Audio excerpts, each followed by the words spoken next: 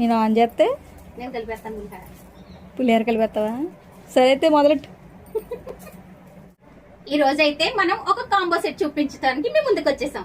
అదేంటి అంటే కనుక మదర్ అండ్ డాటర్ వండి. మన ఫాలోవర్ అండి ఈవిడి రాజమండ్రి నుంచి పద్మ గారు అయితే పంపించారు. వాళ్ళ పాపది బర్త్డే అని చెప్పేసి బర్త్డే స్పెషల్ గా హాఫ్ సారీ మనల్ని స్టిచ్ చేయమన్నారు.